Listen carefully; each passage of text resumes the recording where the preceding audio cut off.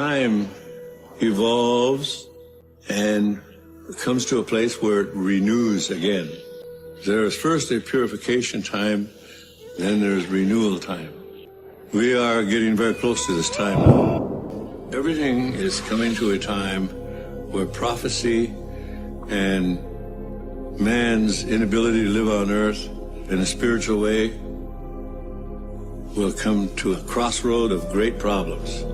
It's the Hopi belief, it's our belief that if you're not spiritually connected to the earth and understand the spiritual reality of how to live on earth, it's likely you will not make it.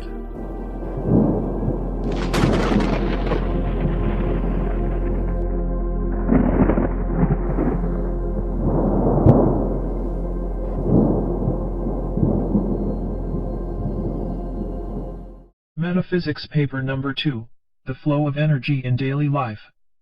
By Wes Penra, Friday, February 18, 2011. Karma and the Law of Attraction. Some may say karma and the law of attraction are the same thing, but there is a difference. Both laws are in effect and are natural to the multiverse. Karma is a highly accepted part of Eastern religion and philosophies, and has carried over as a concept to the Western world as well. Unfortunately, here in the Western Hemisphere we have misunderstood the concept and are separating between good and bad karma. There is no such separation. Karma is a universal law and is in effect to enhance the growth of the spirit. We live in a free will universe where you are totally free to do and experience whatever you want, but what you do is coming back to you. This means that if you dedicate yourself to enhancing the spiritual growth of self and others, your karma will reflect that, and the universe pays you back in a currency that helps you grow. However, if you dedicate your life to theft, murder, lying, cheating, controlling others and whatnot, those kinds of energy are going to hit you back, and you will eventually, in the same lifetime, or in another, experience the other side of the coin, where someone steals from you, deceives you, and even kills you. In the universe, everything is energy, and karma has everything to do with energy and polarity. People who are blaming others or their environment for unwanted things happening to them totally miss the point. Karma should be looked at as a tool for assistance of learning. If bad things are happening to us, there is a lesson to learn. Those who are on a spiritual path and know how both karma and the law of attraction work, to evolve and develop from a situation is to evaluate it. They step back and tell themselves, why did this challenging thing happen to me? How did I cause this to happen? And what is the learning experience for me in this? Then, when they have evaluated the situation, they take appropriate action to stop having this situation recurring in their lives. Lesson learned. They don't blame others for what happened, because they know that this will not resolve the situation, as it gives their power away to somebody else, instead of taking the situation to heart and see what they can learn from it. This is the way to grow. To blame others is the way to shrink. Each situation is unique, and karma is extremely helpful as a catalyst for how we're doing. I think we've all seen how certain people seem to attract negative events and persons into their lives over and over, and it never seems to stop. If we are not aware of how the laws of the multiverse work, we are evaluating things incorrectly. Many people would probably feel sorry for the constantly unlucky person who pulls in all this negativity, or they would think he is strange and don't want to have too much to do with that person.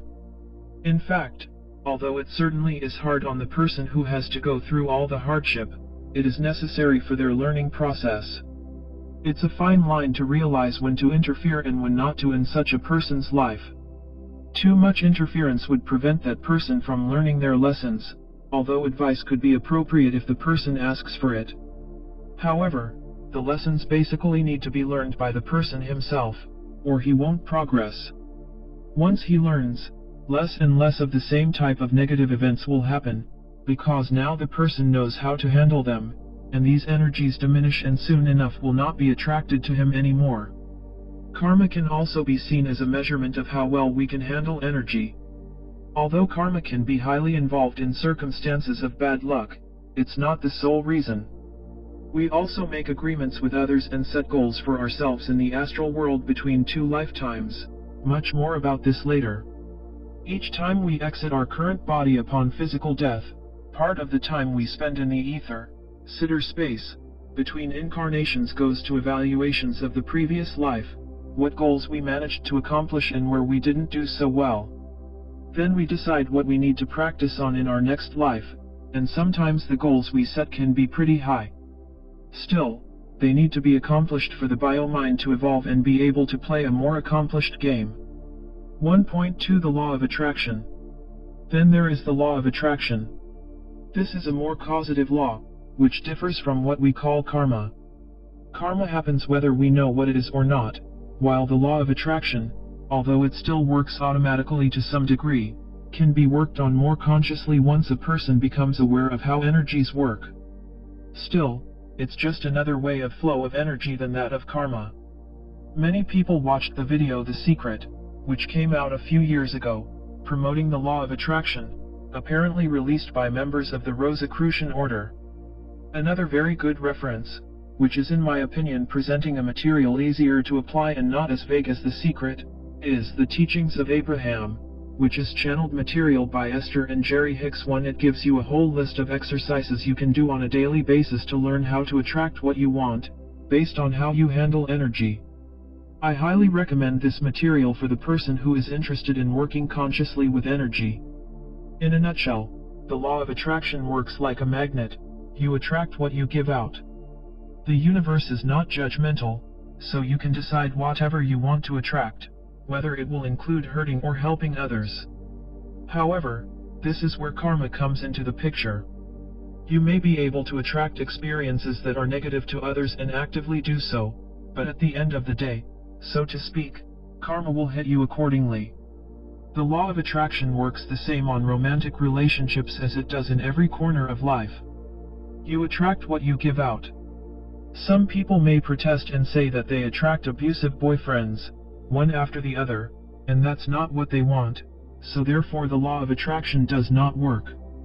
Well, it does, but the person who attracts abusive men, or women, has karma to confront in this particular area of life.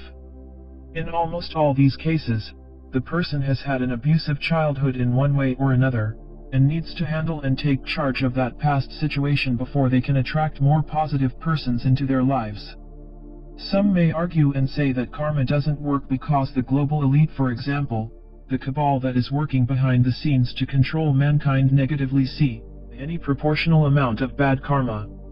Others, who do good deeds and think good thoughts, don't seem to get back the good karma they deserve. Although this may seem to be a valid point, karma is not always instant. Energies are sometimes delayed and different karmic influences can be at work simultaneously on a person. This means that energies merge, distract, clash, and cancel out, etc., but in the end the appropriate karma will always come back on the person. Positive people, when they are doing something against their own moral and ethics codes, seem to get their karma back faster than if they do good work. This has to do with your own judgment and evaluation of your actions. If you feel bad about something you did, the karma seems to hit faster than if you were a negative person who has a lot of justifications for the negative energies they put out. The way you control your own thoughts to some extent delays karma, but sooner or later, in the same lifetimes or in a future one, in terms of linear time, it will always come back.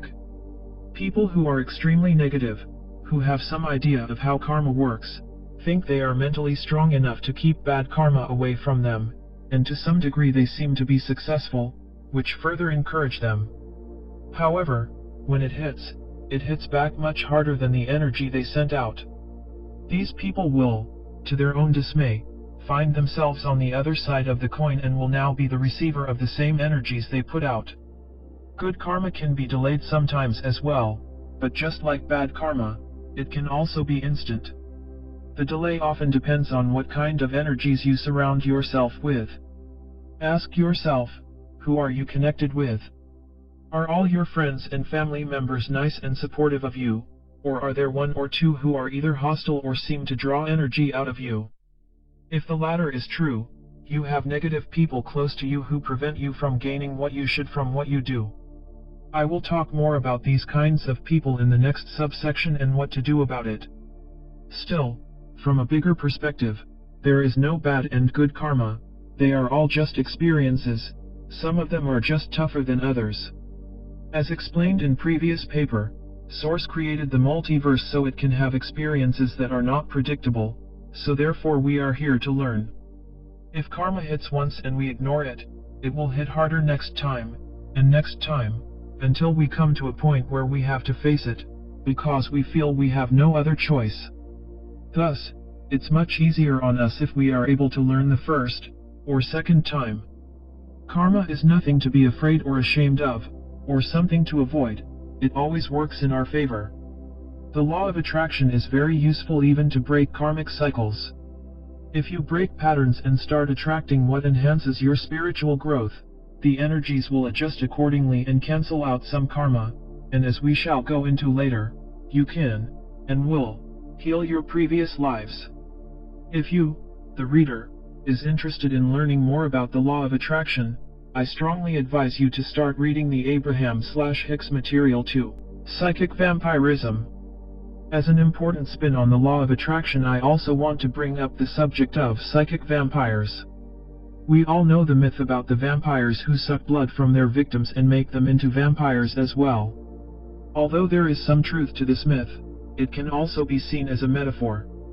The worst vampires you can imagine are not necessarily those who suck your blood, but those who suck your energy. We have all encountered them, and it's always traumatic when we do. I have been aware of the existence of such people since I was young and used to avoid them when I could, after have had a few quite horrible encounters with them. They are not large in numbers, perhaps 5 to 8% of the whole population, but the damage they do to their environment is so devastating that it seems like they are larger in number. Michael Tsarian is a researcher like myself, and he once wrote quite a short, but very down-to-the-point article about psychic vampirism. When I have encountered people in my life lately, who seem to have a problem with one or more of these vampires, I always give them a copy of this article, and so far it has always blown their minds and helped them in their process of turning a bad situation around. Once they have recognized it for what it is, most people are then willing to take steps to disconnect from such people, or if a family member, be able to come up with ideas to handle their own unique situation. How much do you know about the people you think you know? Do your emotional attachments to people blind you to their real natures, and if so, how much? Person A becomes dependent on others, under the name of love. Person B makes others dependent upon them, under the name of love. Person C does both. Person D does neither. Listen up. There is no gadget or meter to know when a potential psychic or energy vamp is sucking you dry. The only way to tell you are under attack are: feel like shit for no reason. Life starts to suck, for no reason. Constant anxiety, for no reason. Health suffers, energy is down, for no reason. You're depressed and feelings of futility abound, for no reason. Bad dreams, for no reason. Bad attitude, for no reason. Attracting obstacles, for no reason. Getting suspicious, for no reason. Begin to doubt yourself, your God, your destiny, your fate, your sanity, for no reason. Oh yes, and you think it's all your own fault. Well, maybe it is, and maybe there is something else to learn. Yes, there is no physical meter with a dial that goes to the red when you're being drained and dumped on by others, but there is one kind of meter that has been with us from the beginning, the human intuition, backed up by arts like vibrational kinesiology, and with a healthy dose of reason and emotional intelligence, it may all start making sense. It had better, 'cause they don't all live in Transylvania, and they don't all dress in black. A few mainstream psychoanalysts have been getting rather frustrated with those clients who just cannot get better, and who seem to backslide, or whose issues seem vague and insurmountable. Yes, they have tried it all, going along with the traditional theories concerning personal responsibility, and that we create our own sickness, and all that. These are important theories. But guess what? After getting nowhere, a few smart psychologists have put down the textbooks and taken of their spectacles, and have asked those poor patients, the ones with their heads in their hands, questions like, "So who is around you at this time?" Or "So who are you hanging around with?" Or "Tell us about the people you love." Answers at last. The light shines in at last, the red flags are waving and the mist clears. Don't believe me? Well, I did not invent it. Healing fails to occur because it is easier to harm another than heal oneself. Vernon Howard. Humanity must perforce prey on itself, like monsters from the deep. William Shakespeare. Now the betrayer had given them a sign, saying, "The one I shall kiss is the man. Seize him." Matt 26:48.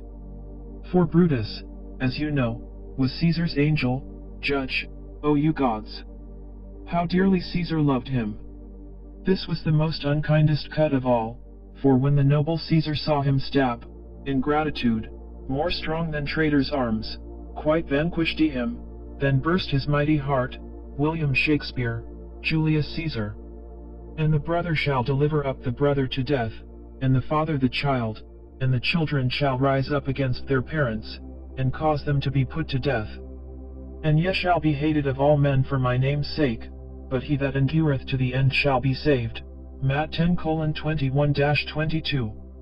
And when his 12 disciples were called together, he gave to them power of unclean spirits, to cast them out of men, and to heal every languor and sickness.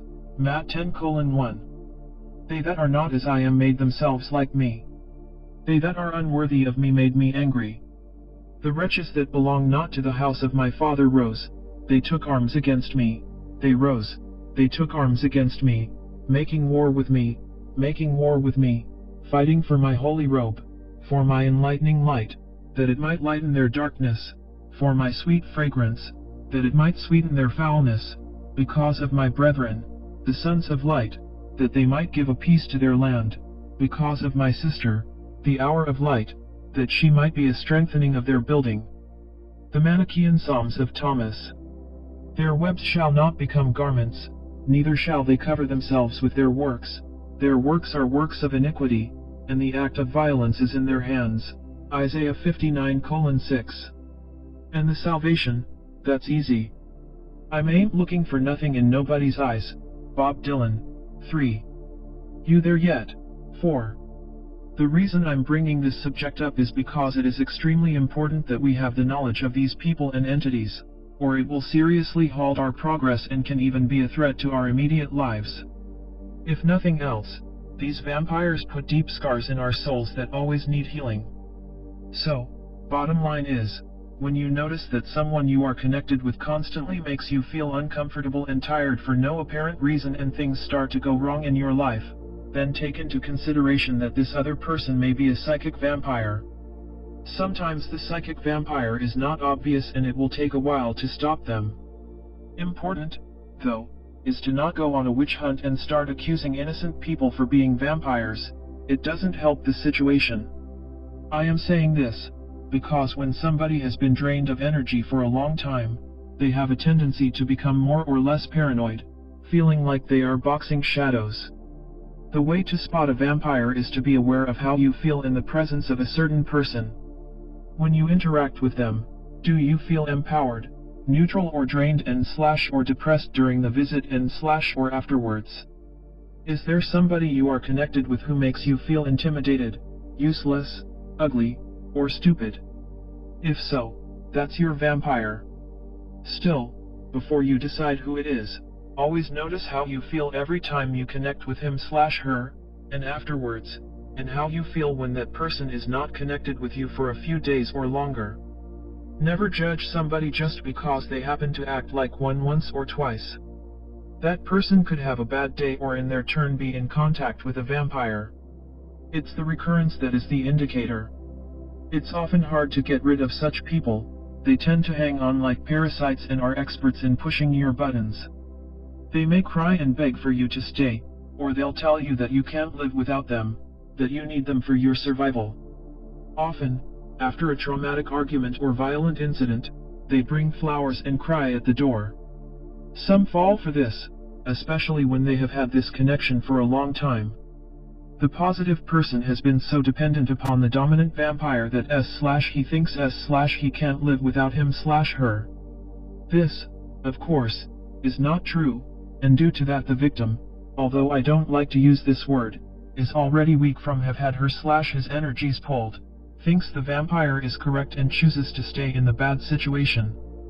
They often also feel sorry for the vampire, because these beings are experts in making you feel bad and not caring enough for them. They are also often super jealous. To stay connected with a person like that can be fatal for many reasons. One being that when your life energy is sucked out, your immune system will become depleted and you are prone to getting seriously ill. Why do vampires do this? Well, these people have a hard time creating their own energy because they don't know how to, so they need someone else, preferably someone with lots of positive energies, to feed their own energy. And they always feed out of fear. They create fear in the other person and that fear is their life energy. Vampires have forgotten how to genuinely give something from their heart. Their heart chakra is hopelessly closed. They are disconnected from Prime Creator to the 10th degree, and when they do give, it's always with a "what's in it for me?" They are out of balance with their energy flows to the extreme. Many are also possessed by entities from the lower astral planes who use these human vehicles to feed off of your fear. As long as they can feed from someone else, they feel strong and vital, but when the victim is too low on energy, they may walk away as destructively as possible and choose a new victim, or they have several victims whom they are working on at the same time. Whatever the case, if such person should be exposed and no longer is able to pull life energy out of somebody else, they would collapse and eventually die, unless they start on building their own energy by being more positively oriented and thus more in balance. 3. Schrödinger's cat and different timelines. A good example of what the multiverse is in relation to timelines can be studied in the theorem called Schrödinger's cat. 5. It is the paradox which was described by the Austrian physicist Erwin Schrödinger back in 1935. Although he doesn't use the word multiverse in his research, as I see it, he is describing how the multiverse works. Schrödinger, in simple terms, is picturing a cat in a box. The person outside the box knows there is a cat inside, but can't see it because the box is blocking the view of the animal. The question is if the cat inside the box is dead or alive. From this person's perspective, he will know when he opens the box, but from a quantum viewpoint, the cat is both dead and alive before the box is even opened. At the same moment the person thinks the animal can be either way, both realities are initiated. In that instant, at least two timelines are created simultaneously, one as real as the other. It's a big leap in consciousness to go from a belief system where we think there is only one universe to the concept of a multiverse and infinite potential, especially when we realize that we may exist in many of them at the same time, often unaware of our other selves. We are bound to the laws of time we to some degree have made up here, and are from this aspect dependent upon the cycles of the stars, planets, and galaxies. Who can imagine what would happen if all these potential realities would become known to us in an instant? The charge would be so great that we would probably literally explode. No one would be able to handle the complexity of that when brought up to a conscious level. Insanity is not even the word to start describing it. We may get a glimpse of this if we look at a schizophrenic person talking to herself. She has all these voices in her head, talking to her and with each other, simultaneously. But are the schizophrenics really just delusional? I would say, no. Whether it's from trauma or otherwise, these people have opened up themselves to the multiverse to an extent that they are totally overwhelmed. It's too much download and interconnection at once. In this sense, schizophrenic people are more multidimensional than the average person, but they have no idea what they are experiencing, and they got a big chunk of it at once, which overloads the system. Fortunately for the big majority, this is not how it's going to pan out. We are experiencing a gradual awakening, so we can handle the increase of information. That's the normal evolution of the bio-mind. Also, becoming multidimensional is a learning process, and there are tools we can use to accomplish the task quicker. How this works will be discussed later, in the solution papers.